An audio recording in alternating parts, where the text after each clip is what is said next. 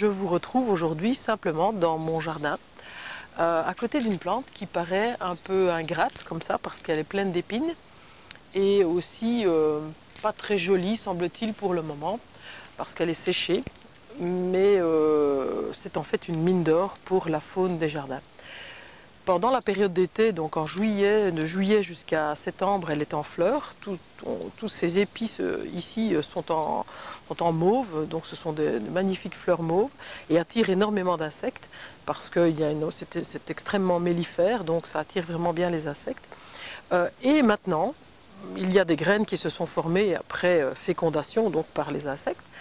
Les graines vont attirer tous les oiseaux qui vont s'en nourrir pendant tout l'hiver, dont notamment les chardonnerets élégants qui sont vraiment des adeptes des plantes épineuses comme celle-ci, puisque chardonneret, chardon, c'est très proche et ça a un lien en tout cas. Donc c'est vraiment les plantes typiques sur lesquelles ils viennent se nourrir, donc j'espère peut-être voir cet hiver des chardonnerets dans mon jardin grâce à ça.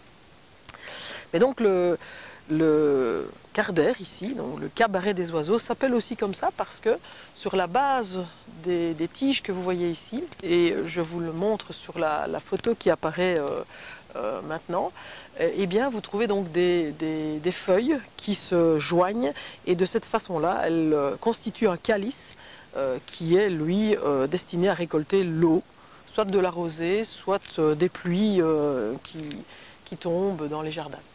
Avec ces pluies, bien sûr, la récupération des eaux fait que les oiseaux peuvent venir s'y abreuver à tout moment, même quand il fait un peu trop chaud quelques jours, parce que cette eau récoltée est vraiment salvatrice dans ces cas-là. Pour l'instant, il y a pas mal d'escargots qui commencent à venir s'installer pour y passer l'hiver aussi. Et donc, c'est vraiment une plante très intéressante à avoir dans les jardins. Comme vous voyez, elle est assez grande, assez haute, puisque là, moi, je fais 1m57-58, elle est aussi grande que moi. Elle sert aussi à des bouquets, elle peut servir à des bouquets secs en hiver. Donc, c'est vraiment une plante un peu particulière, mais qu'il est vraiment très intéressante d'avoir dans les jardins. Donc voilà, je vous la conseille et en tout cas, moi je suis très contente de pouvoir observer les oiseaux qui viennent se servir de graines pendant l'hiver et tous ces insectes qui butinent pendant toute la période d'été autour, c'est une plante magnifique.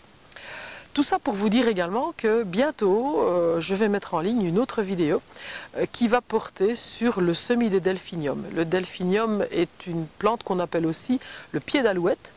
Et c'est un petit clin d'œil aussi encore à mon roman, donc La main de l'homme, où on parle pas mal d'alouettes tout au long de ce roman.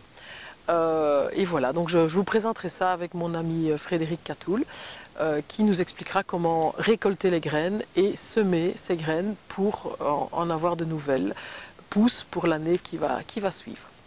Donc voilà, j'espère que ça pourra vous intéresser. En tout cas, je vous retrouve bientôt et je vous dis à bientôt dans nos jardins.